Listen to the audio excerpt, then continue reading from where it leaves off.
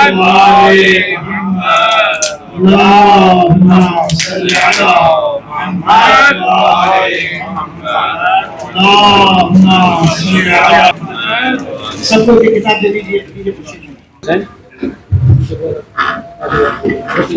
چلیے بسم اللہ. بسم اللہ الرحمن الرحیم. بہت شکریہ محترم صدر محترم مجمع علماء خطبہ حیدرآباد کا. میں بہت شکر گزار ہوں کہ آپ نے مجھے یہاں اپنی بات رکھنے کا ایک موقع فراہم کیا. کچھ بھی عرض کرنے سے قبل میرے لیے یہ واضح کرنا ضروری ہے کہ میں کوئی مقرر نہیں ہوں، ایک ادنا سا طالب علم ہوں، اور اس کتاب سے متعلق چند باتیں عرض کر کے اپنی بات ختم کروں گا. جہاں تک اس کتاب کا سوال ہے، اس کتاب کے موضوعات کا سوال ہے، اس کتاب میں قرآن مجید کے مختلف موضوعات سے متعلق آیتوں کو، معلومات کو میں نے یکجا کر کے ایک مجموعے کی شکل میں پیش کرنے کی کوشش کی ہے، اور جن 7 موضوعات کا انتخاب کیا ہے وہ زمانہ حاضر میں قرآن مجید کے تعلق سے، قرآن مجید کے بارے میں لوگوں کے اور خاص طور سے ہمارے نوجوانوں کے تجسس کو مد نظر رکھتے ہوئے کیا ہے. اکثر ہم دیکھتے ہیں لوگوں میں، خاص طور سے نوجوانوں میں، کہ ان موضوعات پر جیسے تخلیق کائنات اور نزول کلام الہی، نماز اور صلاۃ کا حکم کہاں کہاں ہے قرآن مجید میں، علم حاصل کرنے کا حکم کہاں ہے، یا پھر روز قیامت کا ذکر کہاں ہے. ان موضوعات سے متعلق ہمارے نوجوانوں میں تجسس رہتا ہے جاننے کا کہ قرآن مجید میں موجود مقدس آیتوں سے استفادہ کریں، غور و فکر کریں. لیکن عربی اور اردو زبان کی ضروری سمجھ نہ ہونے کی وجہ سے ان کی دلچسپی قرآن مجید کی مقدس آیتوں میں غور و فکر کے مقام تک نہیں پہنچ پاتی، اور بس یہی نقطہ نظر اس کتاب کا مقصد بنا، اس کتاب کو لانے کا سبب بنا. اس کتاب میں قرآن مجید کی آیتوں کو یکجا کرنے کے ساتھ ساتھ انہی 7 موضوعات پر ان موضوعات کا ایک پرٹیکولر آرڈر ہے، ایکچولی سیکوینس میں ہے، ترتیب وائز ہے. میں اس کو بعد میں آپ کے سامنے پیش کرنا چاہوں گا. اس کتاب میں قرآن مجید کے آیتوں کو یکجا کرنے کے ساتھ ساتھ انہی موضوعات پر ائمہ معصومین علیہ السلام کے ارشادات اور خطبات کو بھی انہی موضوعات پر جمع کیا گیا ہے، تاکہ دونوں طرح کی معلومات ہمارے نوجوانوں کو ایک جگہ دستیاب ہو سکے. کم سے کم ان 7 موضوعات پر اگر ایک جملے میں اس کتاب کے مقصد کو بیان کرنا ہو تو اس کتاب کا مقصد قرآن مجید کی آیتوں میں نوجوانوں اور لوگوں کو قرآن مجید کی آیتوں میں غور و فکر کر کے اس پر متوجہ ہونا ہے، قرآن مجید کی طرف متوجہ کرنا ہے. یہی اس کتاب کا مین مقصد ہے.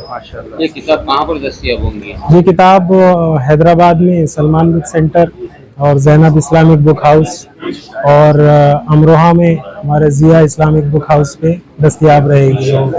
اور اس میں یہ بیسیکلی نوجوانوں کے لیے ہیں کہ جن کو تھوڑا عربی میں اور اردو سمجھنے میں کچھ پرابلم درپیش ہوتی ہے، تو ان کے لیے اس میں ہندی اور اردو میں بھی ہے جو لوگ ہندی نہیں سمجھتے ہیں، اور ہندی میں بھی ہے. جیسے ایک بہت بڑا طبقہ ہے جو اردو نہیں سمجھتا ہے نوجوان. یہ 2 لینگویجز میں کتاب ہے، ایک ہی ساتھ، ایک ہی بائنڈنگ میں.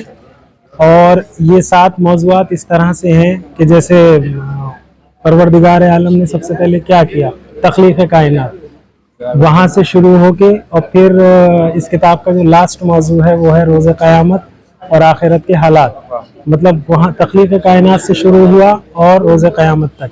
پھر بیچ میں تخلیق کائنات کے بعد اگر دیکھیں تو کیا تخلیق کرنے کے بعد کیا ہوا، انسان کی آمد، حضرت آدم علیہ السلام کی خلقت کا موضوع ہے. بسم اللہ الرحمن الرحیم.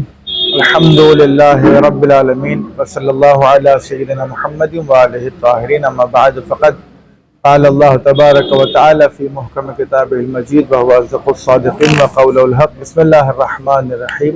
الف لام میم ذالک الکتاب لا ریب فیہ हुदल लिल मुत्तकीन। नाज़रीन मोहतरम, अस्सलामु अलैकुम व रहमतुल्लाहि व बरकातुहू। बंदे हक़ीर सदर मजमा उलमा खुतबा खादिम कौम मिल्लत, आप हज़रात की खिदमत में हाजिर हैं। एक जो है उन्वान के तहत आप हज़रात की खिदमत में हाजिर हुए हैं कि डॉक्टर सैयद वसीम मिर्ज़ा नकवी साहब क़िबला माशाअल्लाह से आपकी मेहनतें काविशें रंग लाई, और बहरहाल खुदा ने भी कुरान में इरशाद फरमाया है, लैसा लिल इंसान इल्ला मा सआ, इंसान के लिए कुछ नहीं मगर ये कि वो कोशिश करे, काविश करे।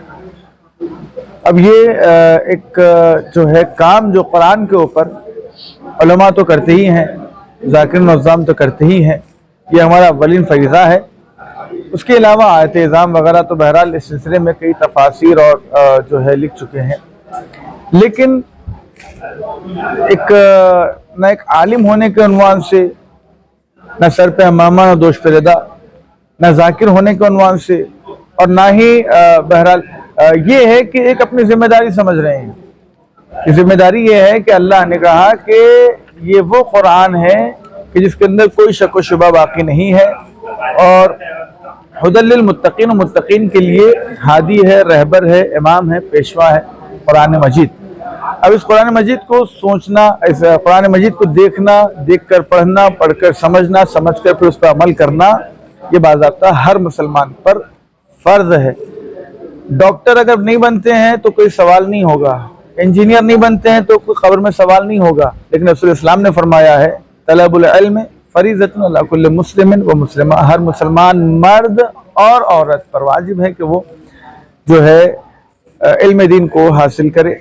और इल्म दीन सबसे बेहतरीन अगर आपको कहीं से मिल सकता है तो जिस किताब के सिलसिले से अल्लाह ने कहा ला रैब फीह, इसमें कोई शक व शुबा बाकी नहीं है, तो उस सिलसिले में हमारे मौसूफ डॉक्टर सैयद वसीम मिर्ज़ा नकवी साहब ने अपनी मेहनत काविशों को रखते हुए कुरान के ऊपर वो अल्फाज जो कुरान के अंदर पाए जाते हैं, और फिर कुछ मौज़ूआत भी ऐसे हैं कि जिन पर मौज़ूआत पर आपने माशाअल्लाह शेर हासिल गुफ्तगू की है, जैसे तख्लीक़ कायनात और खुदा के सिफ़ात, हज़रत आदम की खिलकत और उनसे मुताल्लिक़ जितने वाक़यात कुरान में आए हैं उन तमाम वाक़यात पर आपने नज़र की और उसको सिलसिले से लोगों तक बहरहाल एक बेहतरीन पैगाम पहुँचाना चाहा।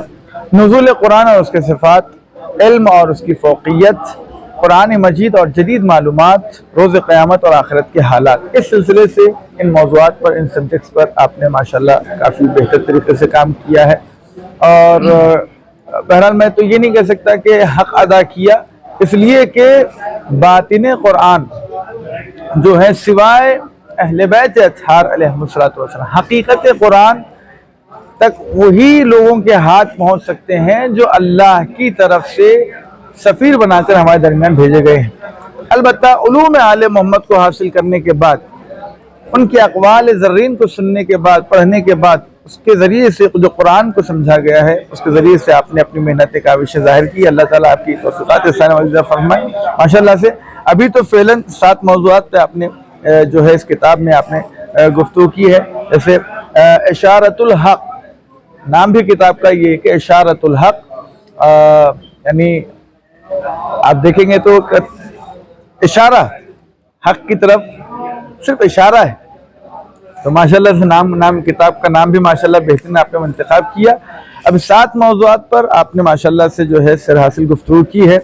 अब मैं उम्मीद करता हूँ कि इंशाल्लाह और जितने उन्वानात और जितने मौज़ूआत और जितने सब्जेक्ट्स कुरान में पाए जाते हैं, बिलखुसूस हमारे नौजवान कौम के लिए, तो आगे भी इंशाल्लाह मेरी दुआएं आपके साथ है कि आप इसी तरह मेहनत काविशें करते हुए ये अपनी ज़ात को फ़ायदेमंद साबित करें। इसलिए कि मौला कायनात ने फरमाया है कि लोगों के दरमियान इंसान रहे तो ऐसे रहे कि उसके वजूद से सारी कायनात जो है मुस्तफ़ीद।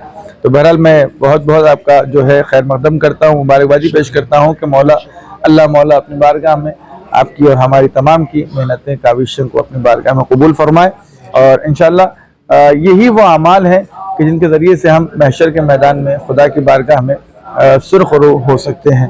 बहरहाल मैं आपसे कहूँगा कि इस किताब के सिलसिले से नाज़रीन मोहतरम तक और जो मालूमात रह